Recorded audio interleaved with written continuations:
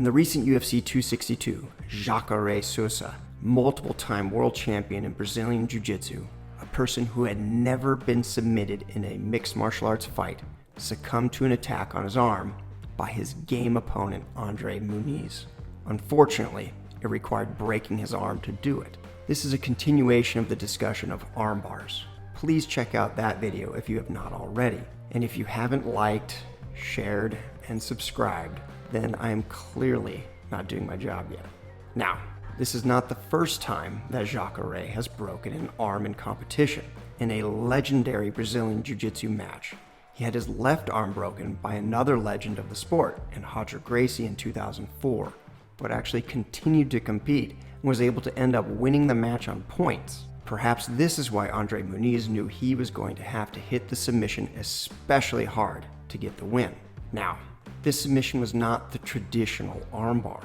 The traditional armbar, as detailed in the other video, is an attempt to hyperextend the elbow joint. This armbar actually created torsion or twisting to the humerus bone, similar to what is created with the Americana submission. I was able to ask all-time grappler Dean Lister what he would call this submission, and he said it was a Bodycana. See the link in the description below to see Dean teaching a variation of this submission. As I mentioned in my previous video on bones and how they fail, please check it out if you haven't already. Bones hate being twisted. They are at their weakest when torsion is applied. I used the Kimura attack by Frank Mir on Nogueira in UFC 140 as an example. Both that and this resulted in a very loud snap when the bone gave way. And the fight was over.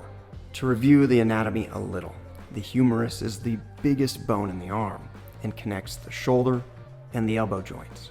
The shoulder joint is a ball and socket kind of joint. It's really more of a golf ball on a golf tee kind of thing, but allows for a lot of range of motion. The elbow, to simplify things for our purposes, is more of a hinge joint, primarily moving from flexion to extension. The situation for Jacare came about when Muniz was able to move behind him and attempt to secure back control. Jacare was able to get Muniz to fall to his right, but on the way towards the ground, Muniz was able to secure Jacare's right arm beneath his right arm and trap it to his body and the ground. This was while Muniz's left leg was placed over Jacare's shoulders. Jacare likely felt that there was an armbar threat and turned his thumb outward to prevent a more traditional armbar from working. However, with Jacare's upper body being controlled, his forearm trapped, and Muniz able to extend his hips forward, a tremendous rotational force was applied to Jacare's arm. Because the shoulder could not externally rotate more, and because the elbow does not externally rotate, the forces focused at the humerus, and it broke. Because of the loud snap of the bone, everyone nearby knew what happened. The referee rightly immediately stopped the fight. Jacare was taken to the hospital immediately afterward with plans for orthopedic surgery soon afterwards. Usually, this type of fracture requires a plate or plates and screws to fix.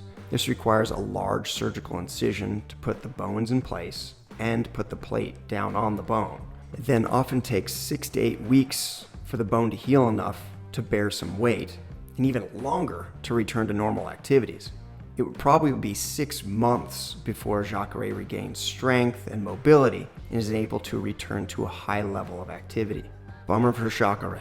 He's definitely a tough guy, but he's looking at a long recovery, and this is definitely something that we should all reflect on. The sacrifices these athletes make to essentially entertain us, while they all know the risks of their sports.